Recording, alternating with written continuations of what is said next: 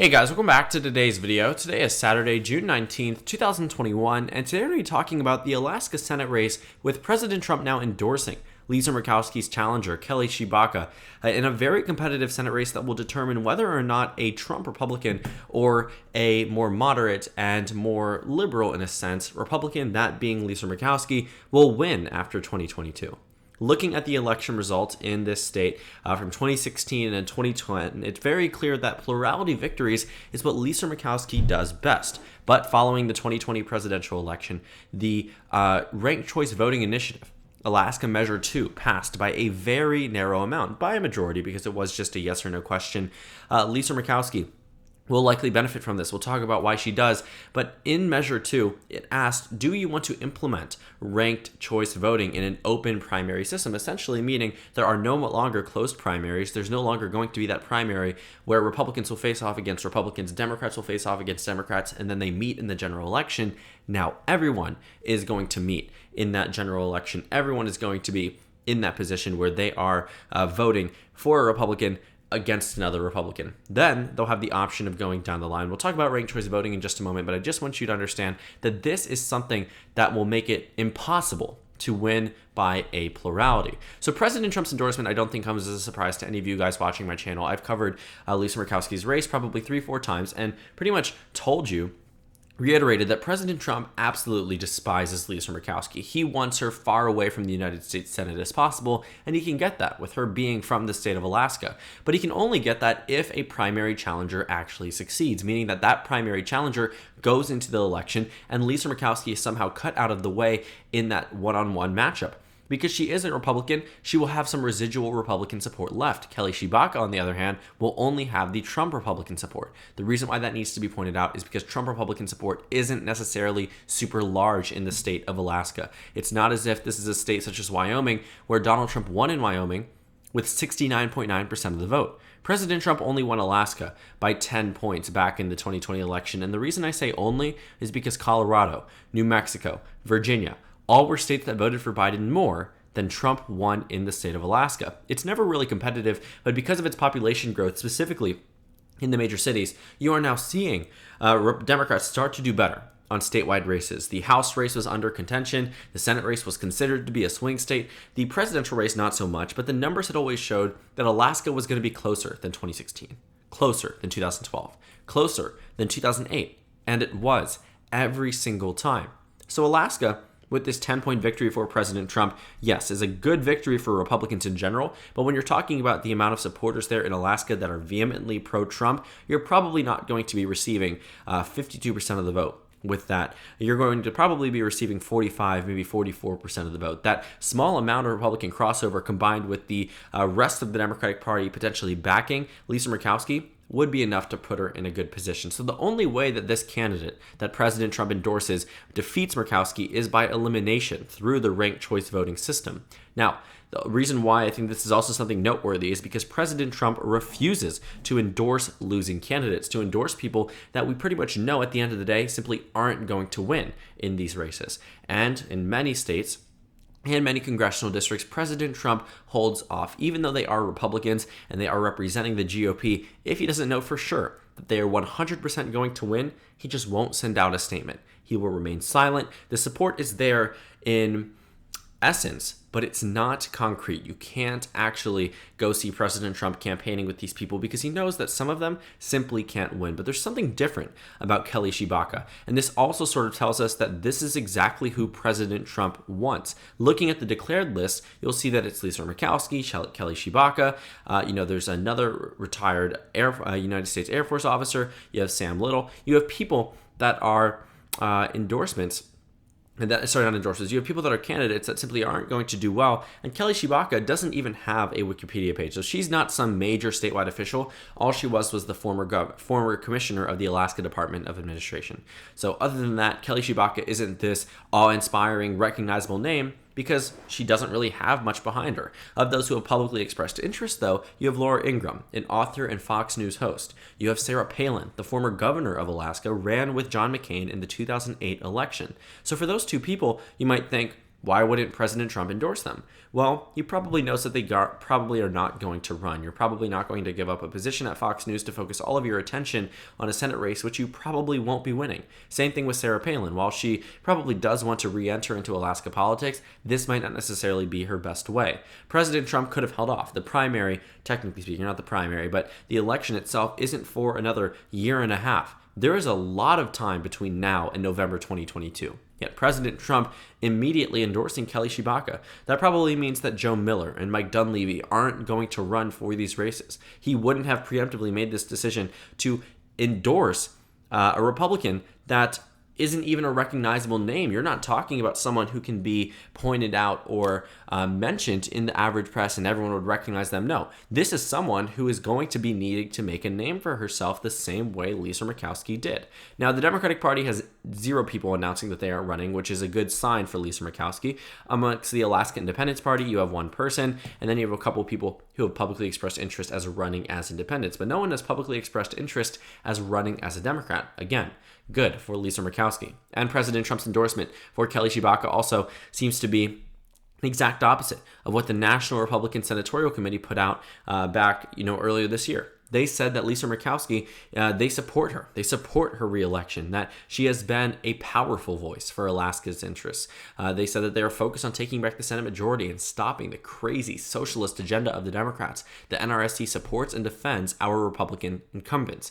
They don't support primary challengers because the NRSC is focused on winning back Senate control. They know that in states where you oust incumbents through a primary, the general election never really is too nice to that party, to the party that ousted the incumbent. It is usually a much narrower margin because of spite, because of anger and reluctancy to vote for that one race if people were happy with the incumbent. But since ranked choice voting has been implemented, that isn't necessarily that big of an issue, but they would rather avoid this situation altogether of endorsing not one of their own. If they have an incumbent, and this is the National Republican Senatorial Committee, they may be upset that, Lisa Murkowski might be upset that they aren't endorsing her, that she is the incumbent, she has stuck with them for the longest time, and yet they simply won't extend an endorsement to her as an incumbent Republican. Incumbency is a major factor, especially since Alaska got narrowing back down to a 10-point margin in 2020. That's something that needs to be pointed out, because while it is a 10-point victory for the GOP, and I'm not at all trying to insinuate that Alaska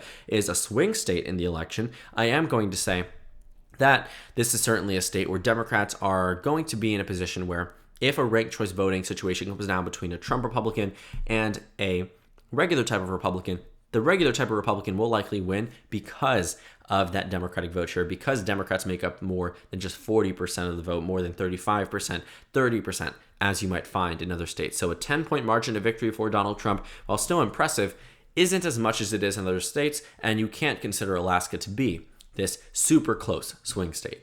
And just to give you a general rundown of how this ranked choice voting situation occurs, let's take Maine's ballot from the 2020 election, for example. Some of you guys were a little confused about what this actually meant. And let's go ahead and go with the color black.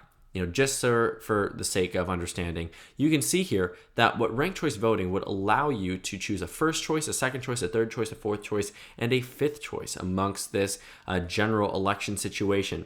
And in the state of Maine, they do have primaries, so they can eliminate people. But with this ranked choice voting, let's just go through it because it does provide more context about how it actually works. So let's say, for instance, that I am someone who wants to vote for Lisa Savage. She's not a political party member, but she is a more left-wing version of Sarah Gideon. So, for instance, let's say that I am, in this case, someone who supports Lisa Savage. But I don't want to be a spoiler. So instead of having to vote for Sarah Gideon on my first choice, I can vote for Lisa Savage. Well, let's say, for instance, that even though I support Lisa Savage, I want Max Linn to be my second choice. Okay, I will choose Max Linn next. And then I choose Sarah Gideon, and then I choose Susan Collins. So that's how you would do your first, second, third, and fourth choice. And then I would choose a write-in as my fifth choice. Now, the way that this works is essentially candidates need to be eliminated. So if your candidate receives the least amount of first choice votes, they're eliminated. So in this case, Max Linn received the least amount, so he's eliminated, which means that second choice votes goes down to the third one in the event that occurs. Lisa Savage, as a non-two-party candidate, is eliminated next. So that means this first choice goes to my second choice. Oh, wait a second, he's been eliminated. So now my second choice goes to my third choice. Well, my final vote will actually count for Sarah Gideon. And let's say, for instance, that she was at 42 in the first round. Maxine was at 2. Lisa Savage was at 8. And then you see Susan Collins at 48. Well, let's say, for instance, that 100% of this vote right here goes to Sarah Gideon because they ranked her above Susan Collins. This is now scratched out and put at 52%, and she wins the election because she got the priority because people chose her above Susan Collins. So the ranked choice voting would allow this to occur in the state of Alaska is that Democrats can choose their candidate first, but if and only if that candidate does not make it beyond the first round or the second round, it will go to Lisa Murkowski. So Murkowski will get maybe 5 to 10% of the immediate first vote from Republicans, potentially.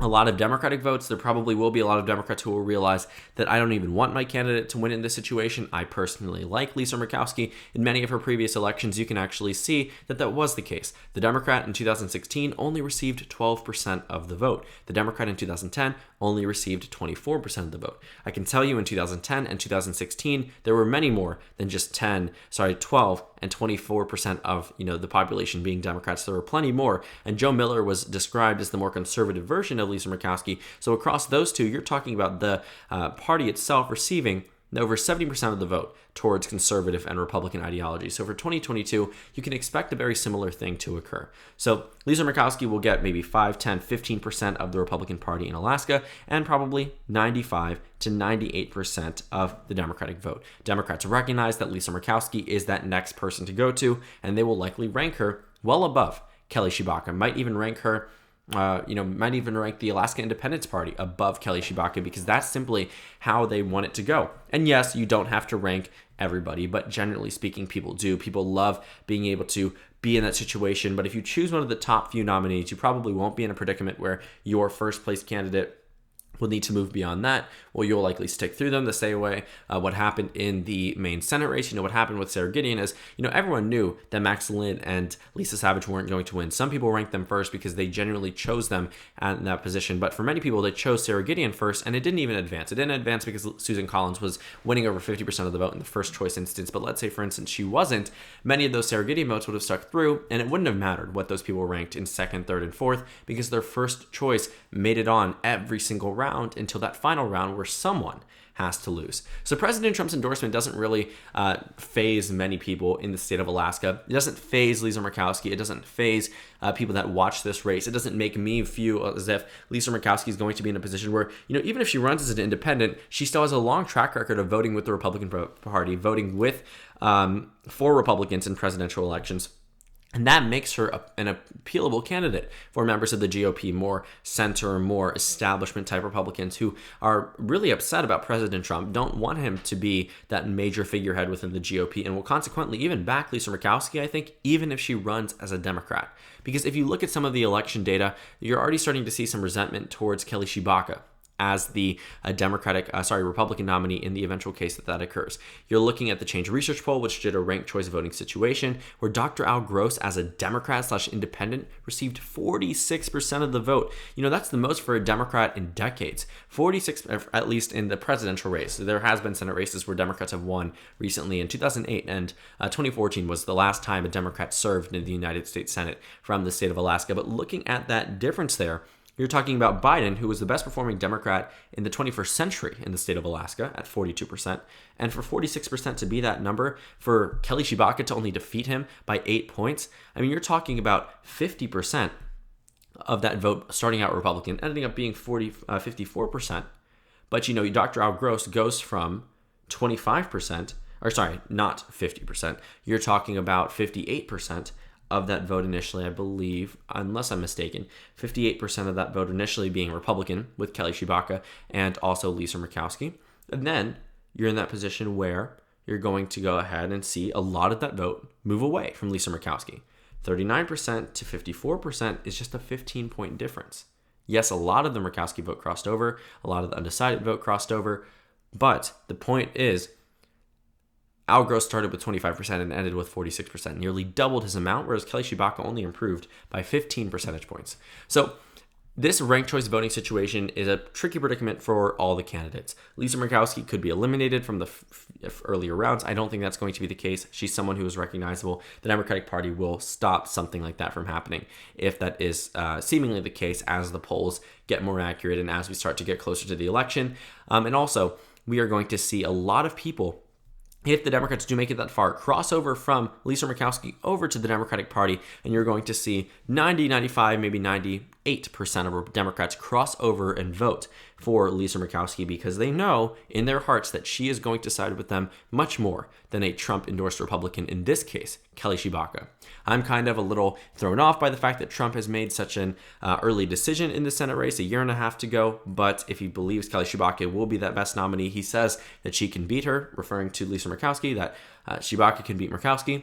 I'm just surprised that other Republicans haven't been in a position where they have reached out to President Trump to look for his endorsement, but it seems as if she's the only one who's going to run against Murkowski, which means President Trump immediately flocks to her. But I thought that maybe some other Republicans would like to take the opportunity, but that seems to not be the case. So thank you guys so much for watching this video. Make sure to comment down suggestions below. Subscribe on the left if you haven't already, and check out the Instagram and Twitter. At the bottom left of the screen, there's also a Discord server for you to go ahead and join. On the screen, there's a video you can watch and then a playlist for my 2022 Senate election analysis videos. Again, thank you guys so much for watching, and I will see you all tomorrow.